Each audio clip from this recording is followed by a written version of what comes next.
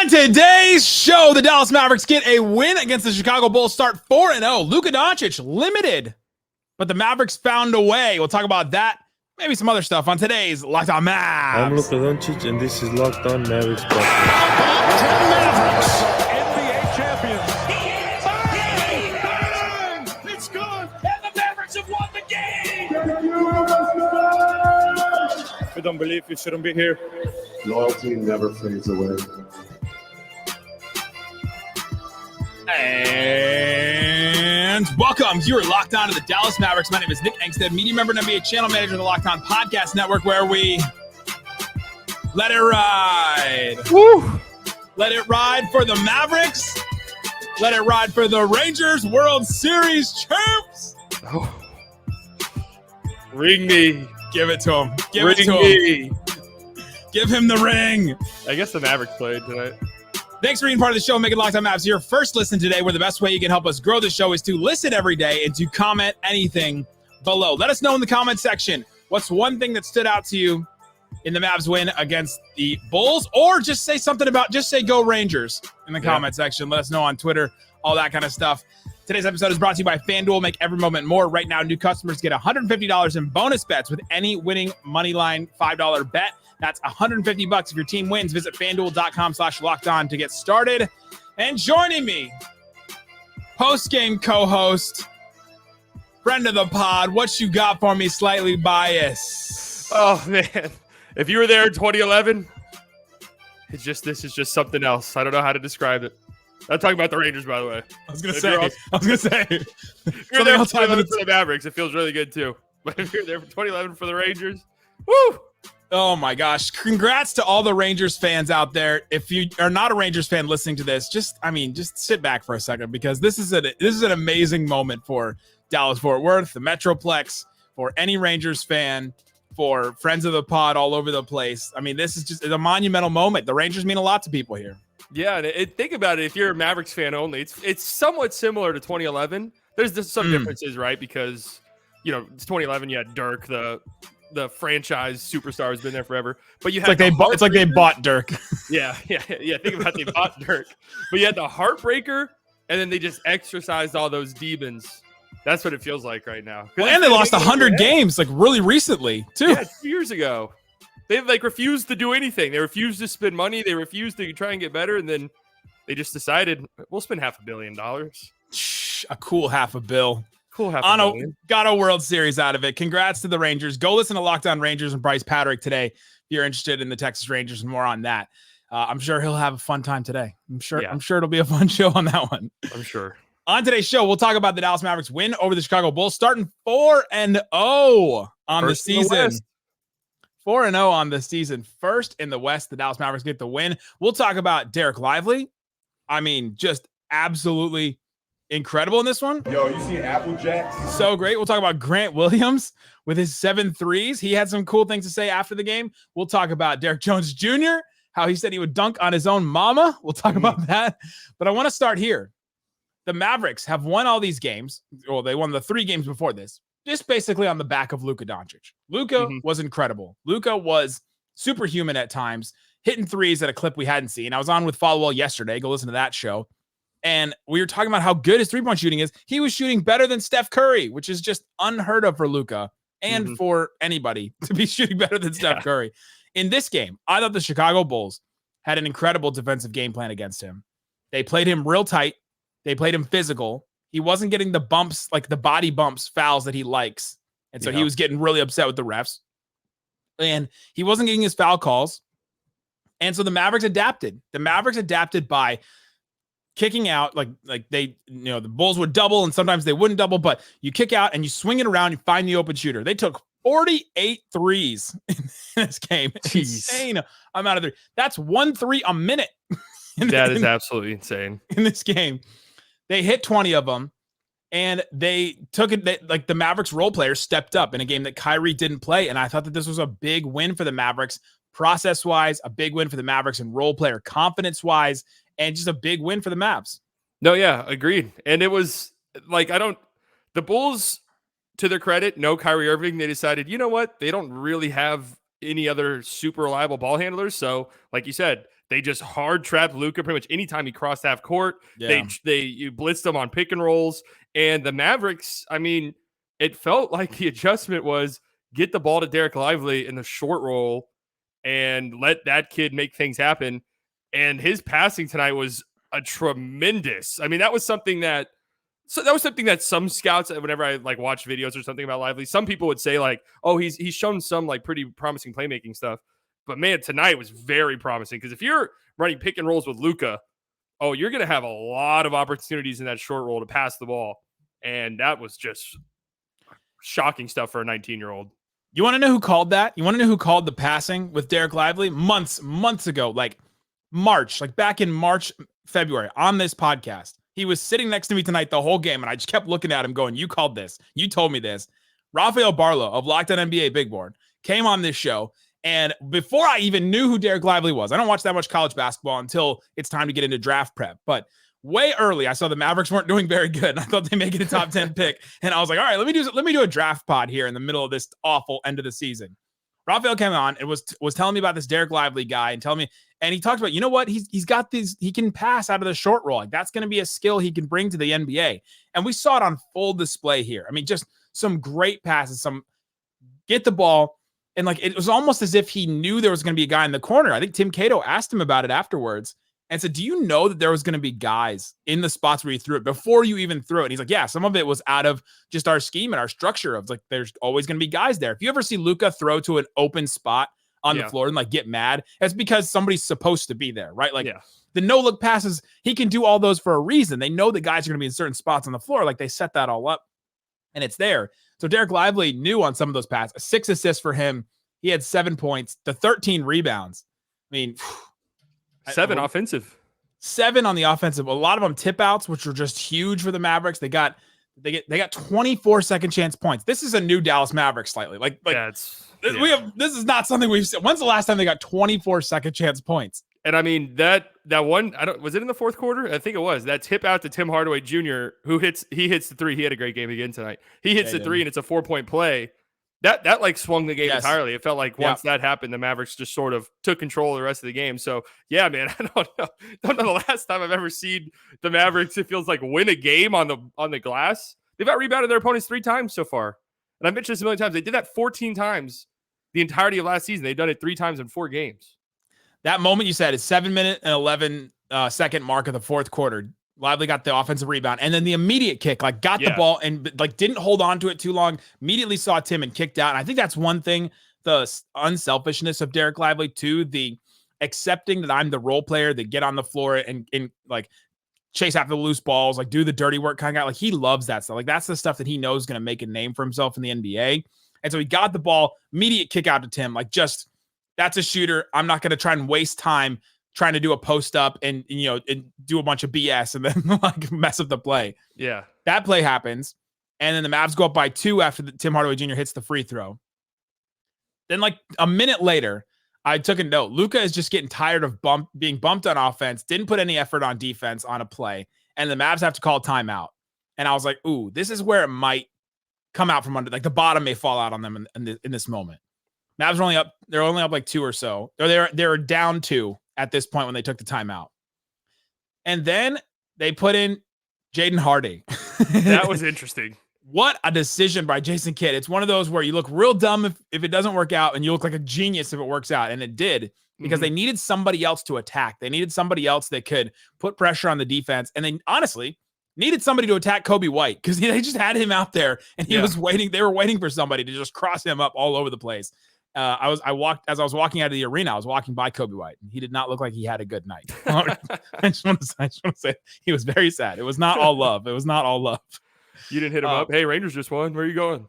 And they took the timeout there, and then Grant hit a 3, and then Hardy got a drive off of a Luka double, and the Mavericks went up by 3. So that's that shift right there. Right after that play where Lively got the rebound, they were down by 2, and then they went up by 3 in that moment. And I think that was such a huge swing of the game. But coming up, where the Mavericks sealed the game is something we've been talking about all offseason and all the beginning of the season, is their clutch offense. 5 straight possessions they scored in the clutch. We'll talk about that, break that all down coming up next. Today's episode is brought to you by Prize Picks. Prize Picks is daily fantasy made easy. You can go check out Prize Picks right now. And with the basketball season here, you can now pick combo projections across football and basketball from the Specials League, a league created specifically for combo projections that include 2 or more players from different sports or leagues. For example, you can pick LeBron James and Taylor Swift's boyfriend at a 10.5 combo of 3-pointers made and receptions. You can do all that kind of stuff on there. Check out Prize Picks. They offer a reboot policy so that if your entry stay in play, even if one of your players gets injured for football and basketball games, if you have a player who exits the game in the first half and does not return in the second half, that player gets rebooted. Prize Picks is the only daily fantasy sports platform with an insurance policy. Wouldn't that just be a bummer? Like you play a guy in daily fantasy and then he gets hurt in the first quarter. Well, try the reboot policy with Prize Picks. Again, go to prizepicks.com/LockedOnNBA. Use the code LockedOnNBA for a first deposit match up to $100. Play it today. Check it out. Just go check out Prize Picks. See what's available. Pick more or less on the projections. Again, it's prizepicks.com/LockedOnNBA for a first deposit match up to $100. prizepicks.com/LockedOnNBA. Uh-oh, guess what day it is? Thanks, everybody, for hanging out with us on Locked On Mavs, being part of the show, part of the Raccoon Squad, listening every day. If you want to support the show, text me, get text alerts from me. I send notes all during the game and thoughts during the game. I'll send you funny stuff that I see at the game. I'll also send a watch back video where I'll break down some film. I'll do a quarter. It'll probably be this fourth quarter, honestly, if I'm just looking at it, because yet again, an incredible one. So I'll break down the film of that so you get it right to your text sent to you. Subscribe to our subtext. Click the link in the description or text the number. All right, Slightly.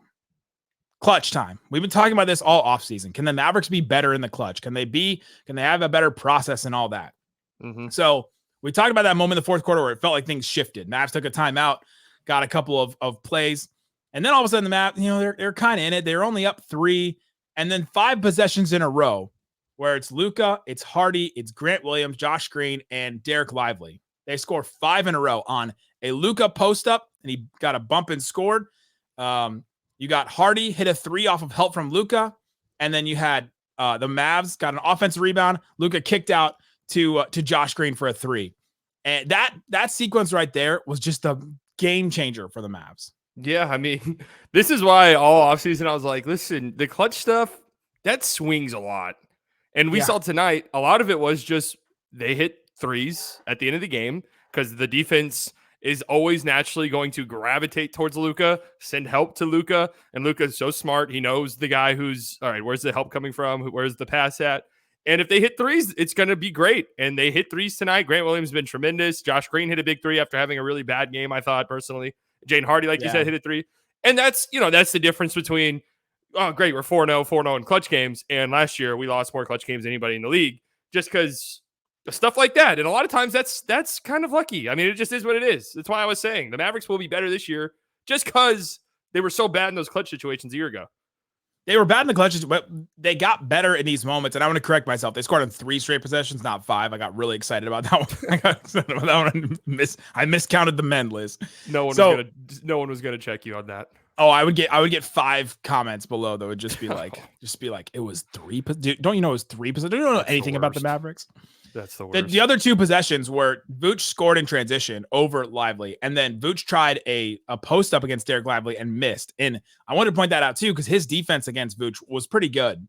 Yeah, we talked about that too, didn't we? 20 boards for Vooch, like it's a lot of boards, but it was 20 defensive rebounds. So it's like, I mean, someone's got to get rebounds. No one else really did for them. Nobody else did for them. And he scored, like Vooch scored on Lively a couple times. That's going to happen. He's a huge dude. He's got great touch. He's really crafty and some of that stuff. He's played basketball for freaking ever.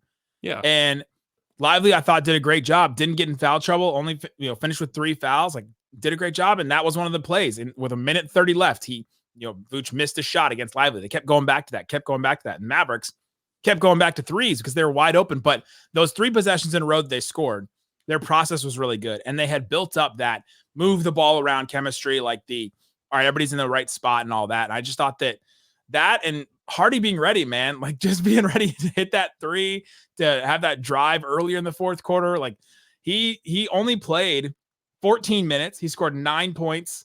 He had an assist. Take that, Memphis broadcast crew. He got an assist. That means he passed. That means he passed. But man, what a decision for a kid to put Hardy in there at the end. Yeah, I think it is exactly like you said, where they just needed somebody who could attack and was confident. in themselves because this wasn't a good Josh Green game. Like, it just is what it is. And Hardy comes in, has really not played at all this season. The moments we saw him in Memphis wasn't very good. Feels like he's almost in the doghouse. Yeah. And he's just in the closing lineup immediately. And this is where, the Mavericks' depth kind of is on display. Like, they had a really good offseason. Yes. There's no, God bless these guys. I really like them, but there's no Theo Pinsons. There's no. Stop. Not the first name. Not the first name. Well, hey, it just is what it is. I like the guy a lot. That's I like our the guy a lot. But it just is what it is, right? Like, I'm just trying to get him back on the show. Okay, maybe let me rephrase that. There's no Facu Campazos. Oh, there we go. Okay. Well, hey, there's that fan base is rabid. If they're here for some reason, they're not gonna like that comment. He's on Real Madrid now, so it's okay. Yeah, true. But you're right. We talked about the deep depth a lot this offseason. Yeah, 11 people played tonight, and part of that probably is because Maxey got hurt pretty early. But yeah, I don't know. I feel like all these guys would have gotten the game regardless. It's just Holmes, Markieff Morris, and Omax, the guys that we haven't seen yet at all this season. And even then, like, honestly, if Markieff Morris is your 13th guy, that's not bad. That's really not. He's an NBA player, in my opinion, at least. I mean, he's your 15th guy right now. I mean, he hasn't seen the floor basically at all. Yeah, really. none of those three guys have, right? Unless I'm missing. Holmes hasn't played at all yet either, has he? No, I don't think so. Yeah, no Omax, Holmes or. Yeah, well, with Maxey not playing a ton, Maxey went out in the first quarter. He limped to the bench with he came in and then 2 minutes later, basically, he was just limping to the bench immediately, and then he went to the locker room, and I was like, oh gosh, he's done. I thought he was done. Yeah, and at the beginning of the second quarter, he goes back in, but only for a minute or so. Yeah, that's weird. Yeah, it was a minute and a half. It was the 9:51 mark, and then he left at the 7:24 mark for Dereck Lively. So he only played 4 minutes. He was out. The Mavs. What do the Mavs call it? I texted it to everybody. The Mavs called it a right foot injury. Just cut off all the right feet. Yeah. Honestly, foot injuries are not good. That's not what you want your designation to be. Because it's just there's a lot going on. It's a bunch of different ligaments. That's how I always interpret foot. Got slightly biased. Moonlighting for Dr. Brian, our resident sportsman. There's no singular part. It's all messed up. But yeah, between Kyrie with the foot injury and Maxey Kleber with the foot injury now, the Mavs will be dealing with those. So we'll see what happens with Maxey. Yeah. I think they really do need him against the Nuggets though on Friday. Him and Kyrie. Agreed. I was talking about that. I'm interested to see how, if Maxey has to miss time, how he's replaced, because he does something that not really anyone else on the team does, which is that the small ball five. He can defend in space pretty well and shoot theoretically. But enough to where he's at least somebody who, all right, if you're wide open, you need to be shooting this three. So I don't know. It's going to be interesting to see what they do. It's one of those where there's not a 1-to-1 replacement on the roster. You can't just be okay, now we'll just put Omax in, or now we'll put in Markieff Morris in, right? They don't do exactly the things that he does. They can both, those guys can both shoot, but they can't defend in the paint that well. They can't defend out in space even as well. It's hard to defend to switch that one to one. So it'll have to be a group thing, I guess. You can't just put Rashawn Holmes in and replace him. No. So I saw people say that, and it's they're not even remotely similar. No, not even close to the same. Functionally, your team changes a lot at that point. And without Luka on the court, even Dwight Powell is not getting any rim rolling stuff going. Nobody else is running stuff with him. So you're going to put Rashawn Holmes in all of a sudden, try and run that stuff. So I'm fascinated to see if Maxey misses any time. I'm assuming he will with the right foot injury. You don't want to mess around with that. It didn't look good. No, I mean, he knew it immediately. As soon as he landed, he got up, he started limping, and then he just limped to the bench and limped to the locker room. I was was mad. That's when you know it's bad. He was punching stuff. It looked like. Yeah, stuff like inanimate objects. Yes, he wasn't punching humans. He was going into the locker room to the wall. Just punching Wiener Schnitzel and just. I had a German fan that listens to Locked On Mavs come up to me today, so hopefully he didn't punch that fan. Yeah, hopefully. That kind of sucks. I'm sure he was very excited to see Maxey. He only got 4 minutes of the Wurzburg kid. Yeah. So the Mavericks win in the clutch, and I thought that sequence was just those 3 possessions in a row were just so good. The Mavericks had built up that chemistry. They had built up that cadence almost of, all right, when Luka gets doubled, when they do this, we're going to do this. And that's just Luka and the Mavs. They figure stuff out. They will just figure out what to do on offense. Whatever defense you throw at Luka, they're going to eventually figure it out. And it felt like they figured it out there right at the end, right when they needed to figure it out. Coming up, let's talk about some of the other guys. Dereck Jones Jr., Grant Williams, other guys, Tim Hardaway Jr., all stepped up in a huge way. So we'll talk about them coming up. But before we do, let me tell you about FanDuel. FanDuel Sportsbook has all the odds and props and lines. Hopefully you took the Rangers all throughout the postseason. So check that out and check out FanDuel.com/lockedon right now. You can get a $150 in bonus bets with any winning $5 money line bet. You can check that out and see what you can get. Also, I said this yesterday. I'm going to say it today. I'm going to say it as long as it's true. Luka Doncic, now the favorite, tied with Jokic to win MVP, according to FanDuel. So check that out. He's plus 400. Jokic is plus 400 as well. So they're tied. Tatum is plus 700. Giannis and Embiid tied for plus 900 there. Put down $100. You can win 400 if Luka wins MVP. So again, check that out on FanDuel.com/lockedon. The app is so easy to use with a wide range of betting options. Check it out. FanDuel.com/lockedon. Shut it down! Let's go home! All right, Slightly. Oh, the Rangers. Put a ring on it. Put a ring on that man. Put a ring on all of them. Dereck Jones Jr. On Monday on this podcast, Reggie Atatula asked the question, what is the desired effect of Dereck Jones Jr.? Because we're not getting it, basically. He didn't see the vision. He didn't even see what it's supposed to be. And I agreed with him. I was like, we're not getting it, whatever it's supposed to be. Yeah. Over the last two games with Dereck Jones Jr., this game, 17 points, 5 boards. He had that huge monster dunk on Levine. He hit 2 threes in this game. And then you look back to the Memphis game, Dereck Jones Jr. had the 22 points, 4 boards, hit 4 threes. What are you seeing from Dereck Jones Jr. that he's now found his groove, I guess? He's just comfortable to shoot. Like, that's just really it. He's not afraid of shooting. That's if you're Dereck Jones Jr., that has to be what you do. Catch the ball. I'm open. I'm shooting. You can't do the, oh, wait, should I pass it? Yeah. Like Josh Green syndrome sometimes. Like, oh, wait, I am shooting. He's just catching the ball and shooting the last 2 games, and it's helped a lot. He scored more points each of the last 2 games than he has the last 3 years in any game. So it's just this. He's in a good spot, I think, and he's crashing the glass. I mean, that putback was nuts. Oh, I asked him. Tim Cato asked him about it. Like, what, break down that play basically, and he's like, that I just do that. And I was like, did you see Zach in front of you? And he smiled. He smiled and looked, and he was like, yeah. He's like, yeah, I saw him, but I don't care who's in front of me. I'm going for it. I'm going for the dunk. He said, I don't care if my mom's in front of me. I'm going for that dunk. And I'm like, I love that. We need that dog. We need people who will literally dunk on their mothers. That's something the Mavericks have been lacking sorely. You know who won't dunk on his mom? Who? Dereck Lively, because Dereck Lively's mom was there in the press conference. Because I don't know. I think Lively's mom would block him. Oh, true. She's true. 6'4". She's a hooper. She is a hooper for sure. But yeah, Dereck Jones Jr., the 3-point shooting, he's just got to be confident with it. And if he's going to be a shooter, and if he's going to hit those shots, he's going to get them open. I mean, he's going to be wide open. Rafael Barlow made a good point during the game again. I was like, man, he's taking these shots. He goes, yeah, he's got the time to take them.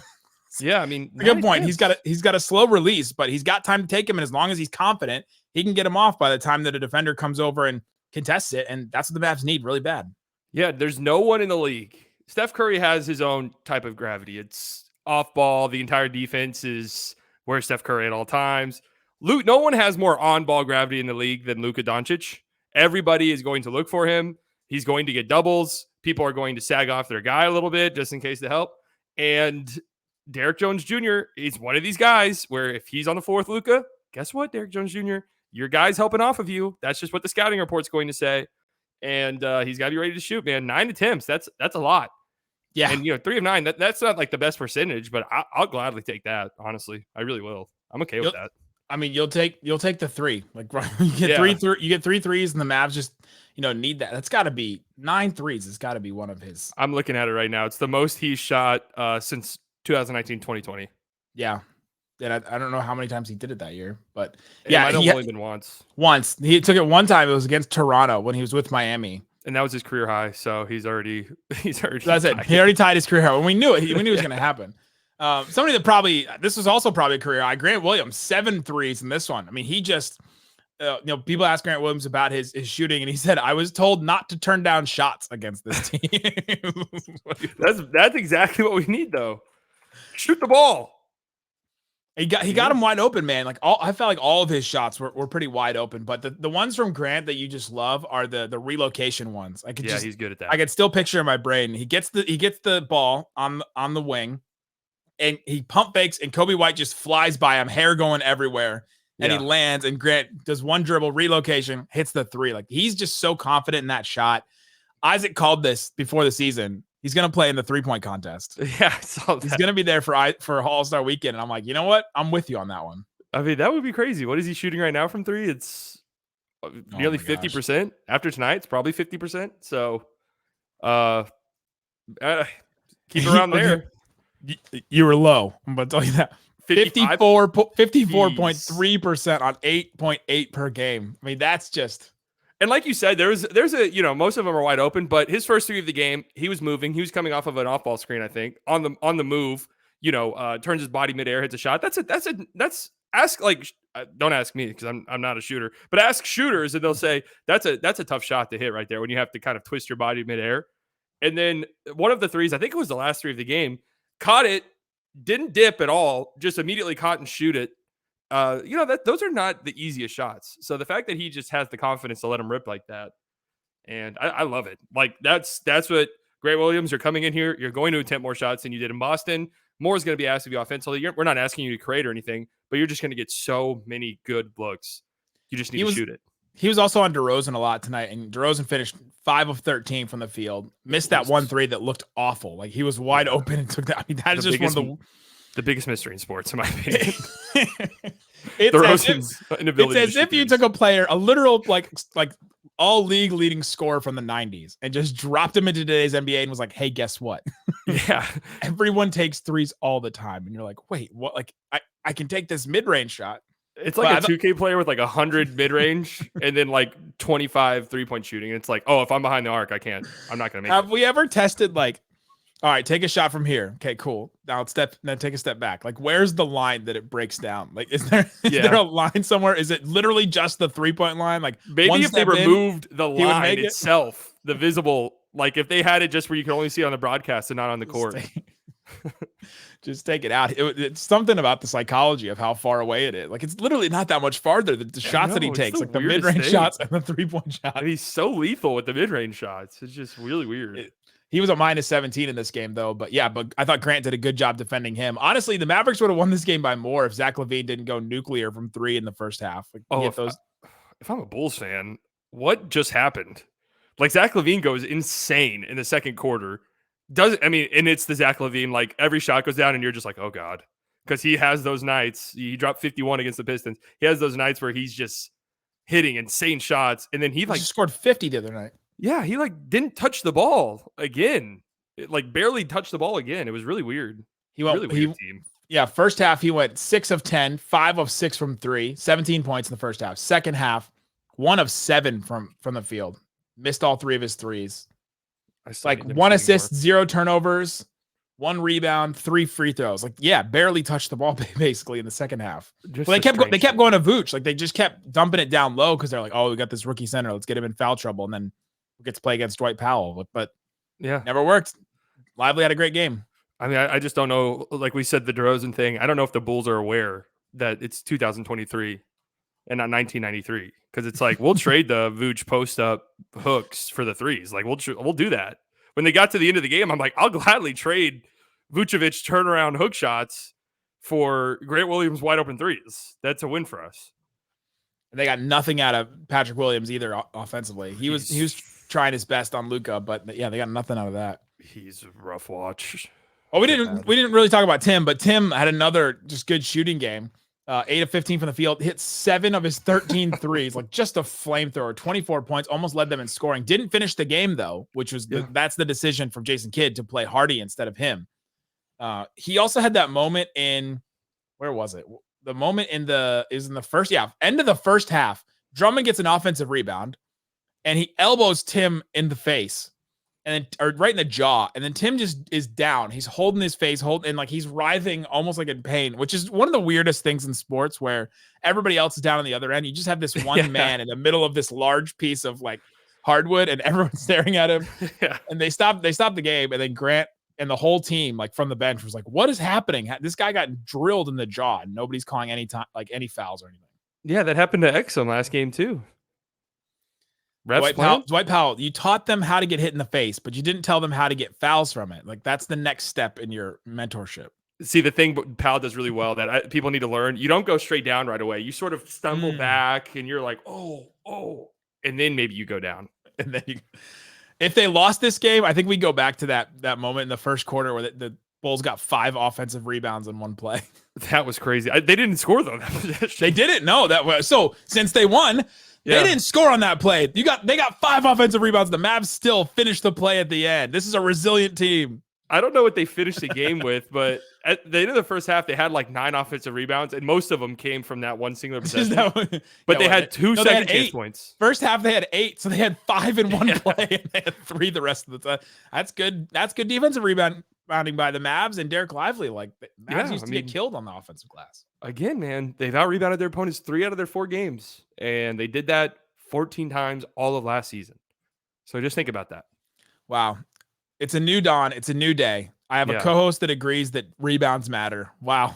Well, I'm going to be 1,000% honest with you. Going into last year, I was maybe a little like, well, they're not the most important stat. And last year was just that was Isaac's whole point during the playoff run, is that they can win without winning the rebound battle. Like it's not just about the raw numbers of rebounds. And then now everyone paints him as this rebounds don't matter guy, and it's very funny. It's very funny to me. Well, it's just like if you could really attack it like the Warriors did with Looney, then it becomes a glaring problem. That's different. There you go, guys. Thanks so much for hanging out with us on Locked On Mavs. Tomorrow we'll be back. Dana Larson and I breaking down the Dallas Mavericks and talking all about what Dereck Lively looks like, what Luka has done so far, and all that. Guys, thanks so much for listening to Locked On Mavs. Peace out. Boom.